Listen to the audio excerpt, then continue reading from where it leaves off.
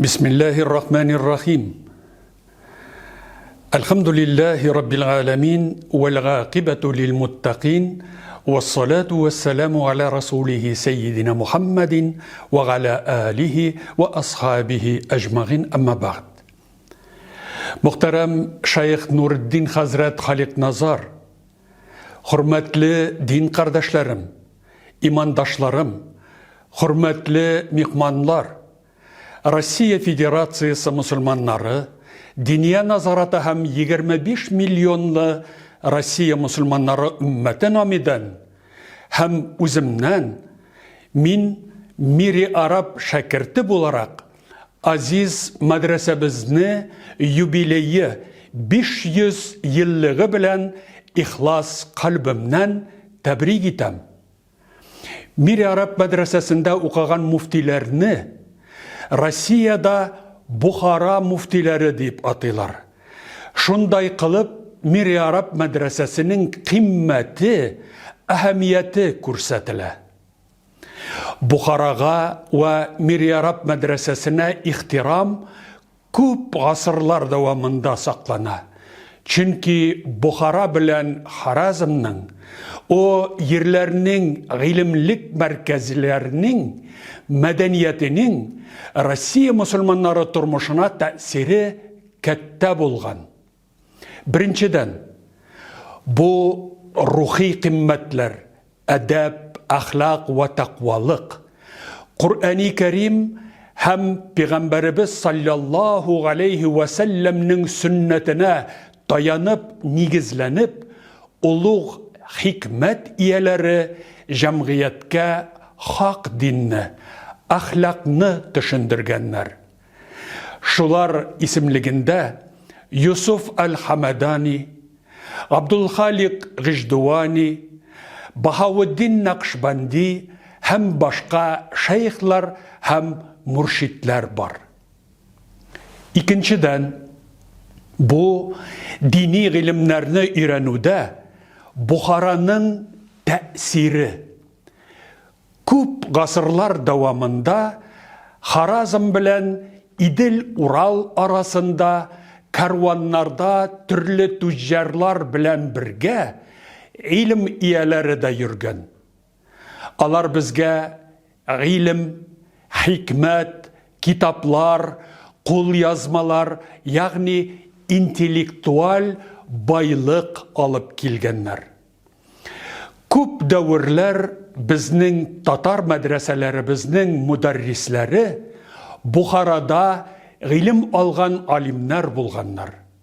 Шуңа күрә дә безнең милләтләр акыйдәдә, мәзһәбтә, фикъта бер булган, бер төрле фикерләгән. Ниһаят, мәдәнияттә дә Россия мусульманнары Бухара белән Харазмның кәттә тәэсирен тойган. Бу әдәбият һәм шигърият, архитектура, хаттатлык, сәнгать һәм мәдәниятнең башка җанахлары, тармаклары. Сәнгать аркылы адамнар Хак Тәгаләгә тақвалыгын, итагатын, рухи гүзәллеген белдерергә омтылган. Без татарлар, Сибир, Идел, Урал мусульманнары гүзәллек үрнәкләрен Урта Азиядан кабул иткәнбез. Шәхсән мен Мири Араб мәдрәсәсендә уку пәйтендә инандым. Бухараи Шәриф һәм бу мубарак урынның тарихы, әдәпләре, галимнәре, бәрәкәтле туфрагы шәкертләрне әхлакый ва гакълый яктан тәрбияли. Кадерле дин кардашларым, тарихның күп кенә дәврләрен, сахифәләрен, шул исәптән авыр чакларын да, авыр пәйтләрен дә без бергә үткәздек. 20-нче гасырда атеизм, динне тыю, чикләүгә без шаһид булдык. Бүген Бухараның һәм бар Өзбекистанның рухи хазинәсе кире халыкка, мәдәнияткә кайтарылуын күреп, калепләребез сөенә, куана. Бик улуг мөһим проектлар президент Шәүкәт Мирамон углы Мирзияев ярдәмендә гамәлгә ашырыла.